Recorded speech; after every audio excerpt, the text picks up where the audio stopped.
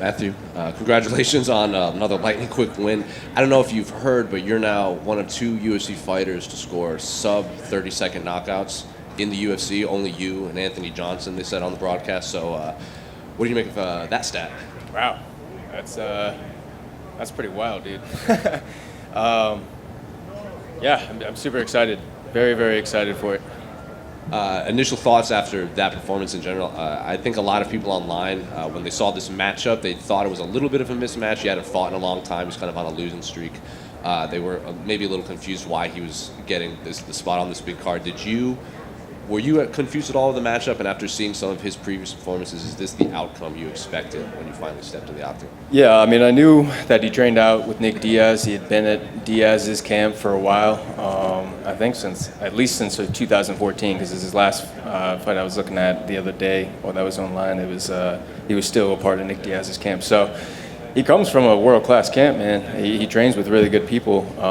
But so I didn't really buy into the whole like, oh, they're just bringing this guy in, this and that. Like I was fully ready for a war with a better version of Martin Sano. But for sure, I knew that I had the ability to go in and finish it lightning quick, as I have that belief with anybody I fight. At the ceremonials, you tried to shake his hand. He kind of scoffed at you and walked away. I think you kind of chuckled at him. But did that actually bother you? And if it did you say anything to him after the fight? No, not at all. I was talking to, who was I talking to yesterday about it? I was talking to someone, but anyway, I always offer my hand or offer the fist and stuff like that, but I never expect it back. It's just like I've grown up with sportsmanship values and implanted in me, so give them a bump, give them a shake before we go out and fight. If they don't want to, whatever, cool. Then you obviously didn't take any damage in that fight. When do you want to get back in there? And if you do have a date, is there any name in mind that you would like to fight next? I'm not much of a call-out person, man. I'm just kind of like happy to be here, and whoever the UFC feels that is a good challenge for me, then I'm like, all right, let's do it, man. But I will say, if there's any welterweights out there who want to dance, give me a shout, and we can set something up. When you talk about the way this fight played out, obviously you visualize a victory, but when you go back and you think, man, I just took him out of there in a couple seconds, just when you think about when you visualize the fight and that was the reality, can you put that into words, what it was like to get that kind of win?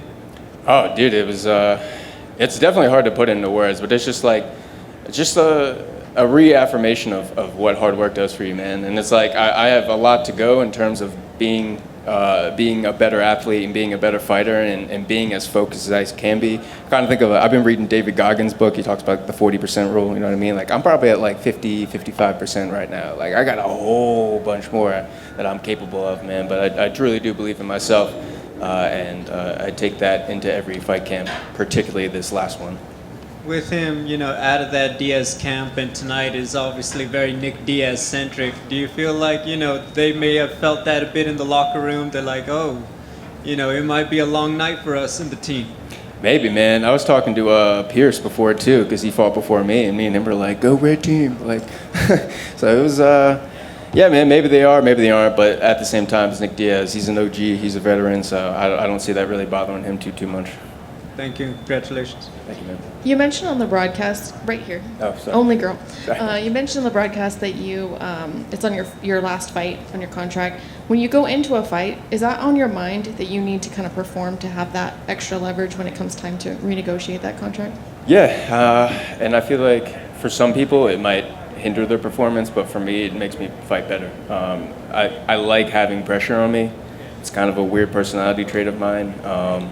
But yeah, I almost kind of feel like that puts a little bit more pressure on me. It kind of makes me feel more like, I guess you could say more alive, because I'm like a little bit, the anxiety's up. I'm like, I guess you could say as anything, whenever you're trying to go outside your comfort zone and stuff like that, like that's when you know you're growing, is when you're uncomfortable. So I almost kind of find comfort in that uncomfort going into that fight, especially this fight where I kept coming off a loss and I really needed to perform and do something spectacular. Thank you. Thank you.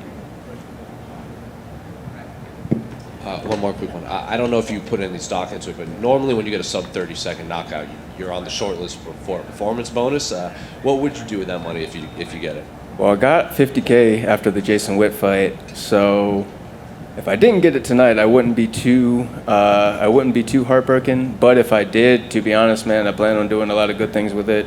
Definitely maybe pocket a little bit of it, but I definitely like to do some charity work and maybe even start my own charity, start something. Man, I like helping people, man, to be honest. And that's honestly a big reason why I got into fighting and why I want to be a superstar, man. I want to be there to help people, whether that's through money or through using money to create opportunities or something like that, man. So if I do happen to get another 50K, then I'm definitely gonna look to do some investing in my community and the people around me. Matthew, congrats on the win. Just to co-sign with Jose, Daniel Cormier drew the 50K over your replay. I think you're golden. Another successful Jedi mind trick on a victim. How good does this feel? And then it kind of gets a taste out of the chaos fight, that performance you wish you could do. Oh yeah, man, wash that taste right out of my mouth for sure, man. And I've always had like a pretty short memory, you know what I mean? And I definitely never forgot the chaos fight, and I learned a lot from that. So shout out to Chaos, respect to him for putting it on me and kind of waking me up a little bit. Excellent. And you're in this Shark Tank of a weight class. Give me your take on Nick Diaz is back. St. Pierre was just in the Hall of Fame. Carlos Condit retired. 170 just sizzling again. Oh yeah, man. It's like, I'm 28 now, man. I started watching UFC when I was like freaking 8 or 9 years old. You know what I mean? Like the VHS tapes and stuff like that. So I'm like used to seeing the OGs, seeing them go through their primes, and it's like you see the guys like Carlos Condit, Benavidez, like all these guys retiring. It's like, dang, man, like this truly is like the shift of the next generation. So I'm happy to be part of that next generation, and I draw a lot of inspiration and motivation from those OGs and those GOATs who came through before I did. So I'm trying to be like them. Excellent, man. Congrats on the win and good luck with the nonprofit going forward. Thank you, man.